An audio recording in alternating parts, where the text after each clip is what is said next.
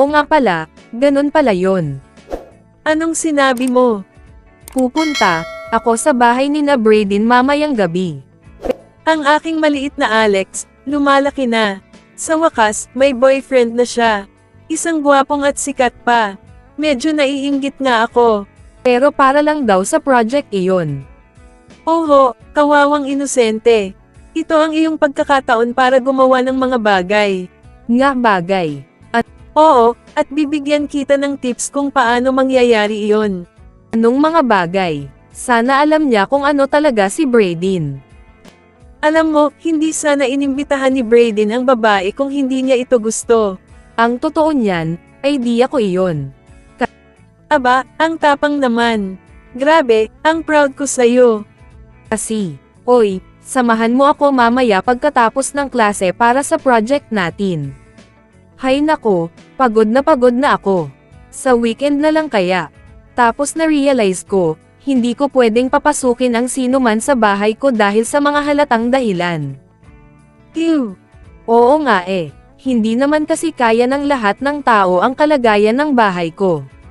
Hahaha, ako'y isang halimaw, isang demonyo. Walang mortal na mga ngahas pumasok sa aking santuwaryo. Sige.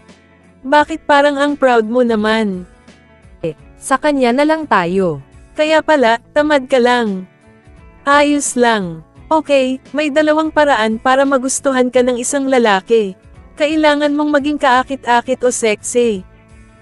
Pakiusap, tumigil ka na. Kaya swerte natin na nag-eehersisyo ka. Huwag mong ipakahulugan na masama ang ugali ko. Banibiro lang kita. Kaya mo namang tiisin kapag nakilala ka na, ikaw na songgit na bata. Pero, kailangan mong magmadali. 2 oras lang ang inabot namin ng partner ko para sa unang bahagi. Ilang oras lang kasama si Braden. Basta gawin niya talaga ang trabaho. Hindi ko kayang magkaroon ng mababang marka. Oo nga pala, nabanggit mo yun. May kinalaman ba to sa programang pang-gaming? Oo, isang scholarship program yun para sa mga magiging pro-gamer. Binabayaran nila ang pabahay, pamasahe, at pag-aaral. Pero, kailangan mong mapanatili ang perfect grades pati na rin ang inaasahan sa gaming.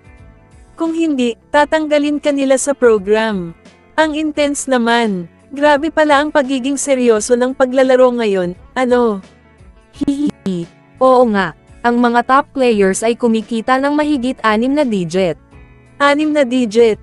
Ang laki naman. Aba, kung may makakagawa man yan, ikaw yun. Kailangan mo lang maging confident. Oo nga, oo, pinipilit ko. Hay, at least may ilang oras pa ako bago ko makita si Braden mamaya. Makakapag-jogging pa ako. Kahit weekend pa. Cardio, hindi, nasa lahat ng dapat. Putante yon. Syempre cardio, mahalagang bahagi ito ng anumang pag-eehersisyo. Malusog ito para sa katawan at nakakatulong para makaiwas sa sobrang timbang. Ah, ganun ba, ganun ba? Ano sa tingin mo kung itigil muna natin yung cardio sandali? Kailangan ko ng tulong mo sa isang bagay. Ha, ano naman yung mga nakakatawang tawa mo? Ano bang ginagawa mo ngayon? Hoy, kalma lang. Walang daya o anumang bagay. Kaya, kilala mo ba si Jackie, yung kapitbahay natin? Yung matanda. Oo, kailangan niya ng tulong sa pag-akyat ng mga gamit niya sa taas. Makatutulong ang kaunting lakas. Ha, teka, ano bang ginagawa ng lalaking to? Mukhang may binabalak. Ang selfish niya naman. Imposible namang tinutulungan niya lang yung mabait na matandang babae. Binabayaran ba siya nito at sinasamantala niya ako para sa libreng trabaho? Teka, hindi, para to sa isa sa mga walang kwentang video niya. May itinago pala siyang mga kamera rito. Pinagtitripan ba ako nito? Nakakainis, pero kung totoo nga, hindi ko naman pwedeng pabayaan si Jackie. Teka, magandang pagkakataon to.